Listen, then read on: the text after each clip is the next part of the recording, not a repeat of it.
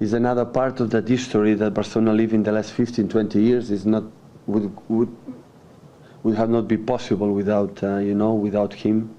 So I just can say thank you, because he helped me. The people believe the manager helped the players but in few cases, and I think Andrés is one of them.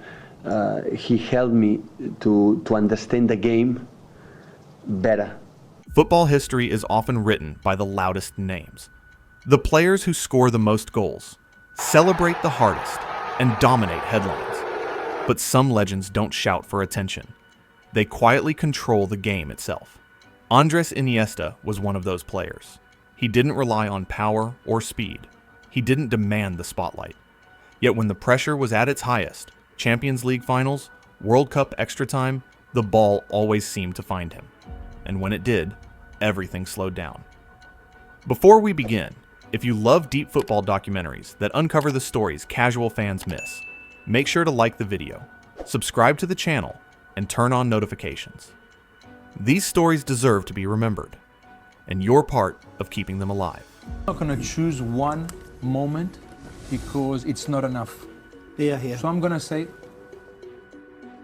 say 16 years of first team Barcelona. Every day, every Sunday, every training, seeing him. That's the best thing that a soccer fan can have, having watched Iniesta for the last 15 years. Andrés Iniesta was born in Fuentealbilla, a small Spanish village far removed from football's brightest lights. He wasn't the strongest kid on the pitch. He wasn't the fastest, but he had something rare, an instinctive understanding of space and timing that couldn't be taught. From a young age, Iniesta played with a calmness that confused defenders. While others rushed, he waited. While others forced the ball, he guided it. His talent wasn't explosive. It was precise.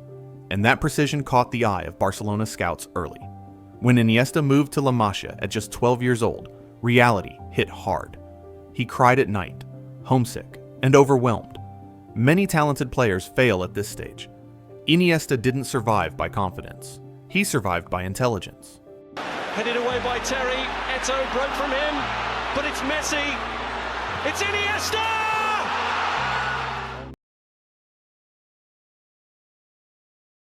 La Masia wasn't built for stars. It was built for thinkers. And Iniesta learned quickly that thinking faster than everyone else was his greatest weapon. While teammates trained their bodies, Iniesta trained his mind. He learned how to receive the ball under pressure, how to turn away from danger, and how to escape spaces that shouldn't be escapable. He wasn't flashy. He was efficient. Coaches noticed he almost never lost possession. This was the foundation of his silent dominance. Iniesta didn't control games by doing more. He controlled them by doing less, but doing it perfectly. When Pep Guardiola took over Barcelona, football changed forever. One of the best, yeah. And it's one of the best because sometimes you make performance in important games, but not important games like this one. So we're so happy to win, of course, but we're so happy to show to the world our way to play, to keep the ball, to try to attack in front absolutely one of the best teams of the world. Because Tiki-taka became a philosophy, and Andrés Iniesta was its heartbeat. While Xavi dictated rhythm and Messi finished attacks, Iniesta connected everything. In tight Champions League nights, when opponents pressed aggressively, Iniesta became untouchable. One touch to escape, one turn to create space, one pass to break lines. Every movement had purpose. His goal against Chelsea in 2009 is remembered as iconic. But it wasn't luck. It was inevitability. When chaos rises, Iniesta appears. Quietly, precisely.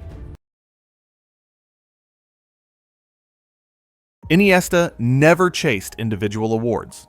He never chased headlines.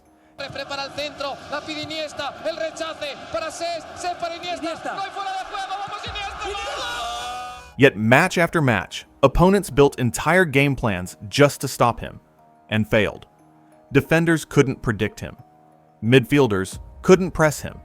Because Iniesta didn't rely on patterns, he relied on awareness. He adapted in real time. Statistics never captured his impact fully. But the moment he left the pitch, teams collapsed. That's how you measure real dominance. Well, but I was there at the World Cup 2010 in South Africa, in Johannesburg, and he had a great game, gave your country a bit of a run around there, and he scored the winning goal. Add everything else what Christian's talked about, and on the top of the pile sits winning the World Cup and you scoring the goal. Brilliant. And after he The 2010 World Cup final was tense, physical, and draining. Creativity vanished. Fear took over. One moment would decide everything, and in extra time, when legs were heavy and minds were tired, Iniesta arrived. One touch, one strike. A nation exploded. Instead of celebrating wildly, Iniesta honored his late friend Donny Jarque.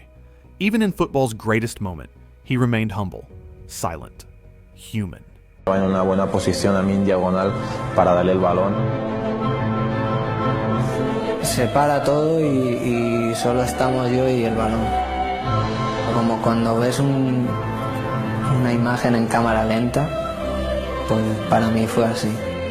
Es difícil escuchar el silencio, ¿no? Pero yo en ese momento escuché el silencio y sabía que ese balón iba adentro. Intenta irse, se va Navas, vamos que se desmarca Torres, el mundo contra Navas que tiene ahí velocidad para ir, consigue enviar la pelota para el tacón de Iniesta, llega Cés, aparece de nuevo Navas que se desfonda, entrega para Fernando Torres, prepara el centro, la pide Iniesta, el rechace para Cés, para Iniesta, no hay fuera de juego, vamos Iniesta. Y marca el gol de todos. Few people knew that behind Iniesta's calm exterior was deep emotional struggle, depression, loss, pressure. He played through mental pain most players would have collapsed under. Football was both his refuge and his burden, and still he delivered excellence at the highest level, not through arrogance, but through responsibility. His greatness wasn't just technical, it was emotional endurance. I mean, a creative inspiration will never be replaced, you know, and he's played on some of the greatest teams that might have been lost in the shuffle, you know, with Barcelona. But maybe a quick story. Johan Cruyff told me once he was in the locker room with Pep Guardiola. It's Pep's first year. After 3 weeks, they tied at home and not won. And Pep Guardiola was trying to convince Cruyff that he wanted to change tactics. Knock on the door. Here he is, Mister. Yeah, please do not change anything. We are playing effing great. And Guardiola and Cruyff both went, he's right. Let's don't stay the course. And that was brilliant about a man that we don't talk about being an inspiration to coaches. Brilliant. Iniesta existed in an era obsessed with goals, stats, and controversy. He offered none of that. And because of it, he was overlooked by casual audiences. But ask coaches, ask teammates, ask rivals. They'll tell you the truth. Iniesta was the purest footballer of his generation. He didn't demand attention. He earned respect. We'd like to thank everybody, all the fans, families who've supported us. It's great to win the title again after last season and enjoy it. Andrés Iniesta will never dominate online arguments. He'll never be shouted about the way other legends are. And that's exactly why he was special. Because football, at its core, isn't about noise. It's about control, timing, intelligence, and no one mastered those better than Iniesta. If you understand football deeply, you don't need convincing. You already know. Andrés Iniesta wasn't just a great player. He was football, played perfectly, without shouting for credit. And maybe that's why his legacy will last longer than most.